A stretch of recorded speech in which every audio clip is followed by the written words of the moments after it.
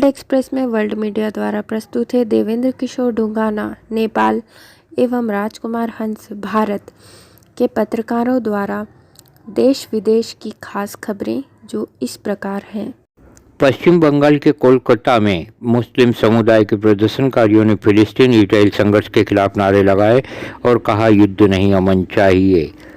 Israeli सेना का एक वीडियो बयान आया सामने। इसमें कहा गया उत्तरी गाजा पट्टी के सभी नागरिक दक्षिण जाएं। फिलिस्तीनी मीडिया ने कहा है यह इजराइल द्वारा झूठा प्रचार और मनोवैज्ञानिक युद्ध है। हेरात प्रांत में तीव्र भूकंप के प्रभाव से हेरात ग्रेट मस्जिद और जामा मीनार जैसे सांस्कृतिक विरासत स्थल हुए क्षतिग्रस्त।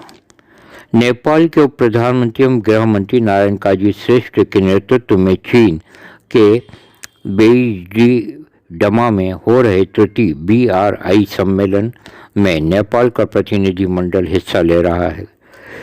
चीनी उद्यम द्वारा निवेश की गई बांग्लादेश की पहली केंद्रीकृत पवन ऊर्जा परियोजना यानी कॉक्स बाजार पवन ऊर्जा परियोजना बिजली पैदा करने के लिए जुड़ी ग्रिड से।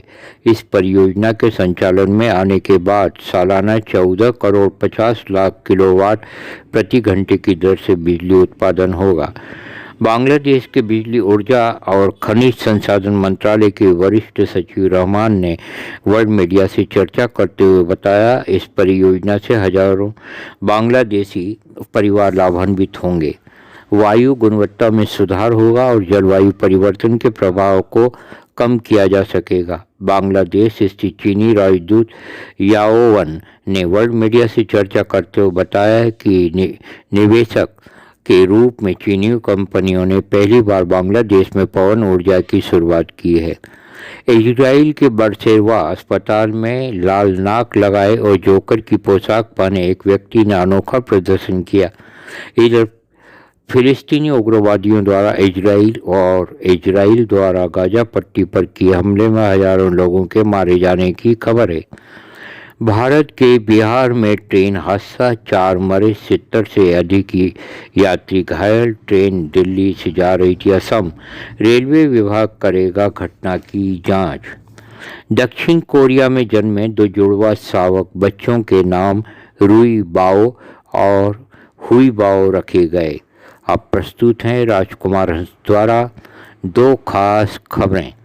इजराइल हमले के मध्य कल एक बड़ी खबर चर्चा में रही। इसमें बताया गया है हमास ने बंधक बनाए इजराइल को 200 नागरिकों को छोड़ने की बात कही है। युद्ध में हमास का खुला समर्थन कर रहे ईरान के हवाले से इस खबर में कहा गया है अगर इजरायली सेना तत्काल हमले रोकती है तो बंधकों को रिहा कर दिया जाएगा।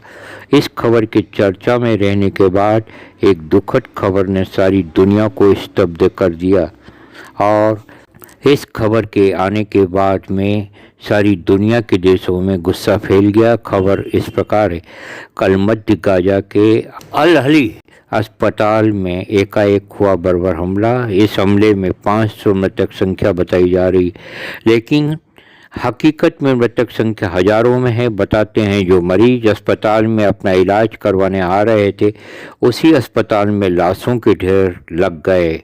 चीखों चित्कारों से वारदात स्थल गूंज उठा।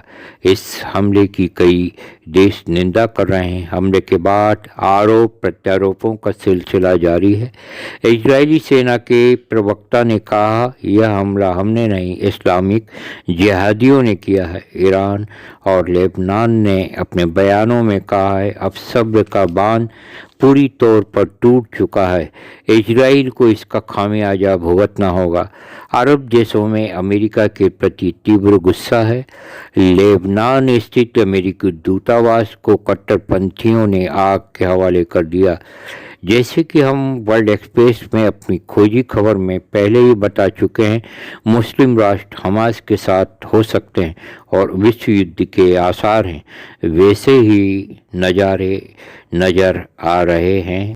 अब प्रस्तुत है देवेंद्र किशोर ढुंगाना द्वारा अन्य खबरें। मिस्र के पर्यटन और पुराविशेष मंत्रालय ने 15 अक्टूबर को घोषणा की कि मिस्र के पुरातत्वविदों ने मिन्या प्रांत में एक प्राचीन मिस्र के न्यू किंगडम कब्रिस्तान की खोज की है। इस कब्रिस्तान का इतिहास लगभग 3400 साल पुराना है और इसका उपयोग उच्च पदस्थ अधिकारियों और पुजारियों को दफनाने के लिए किया जाता था।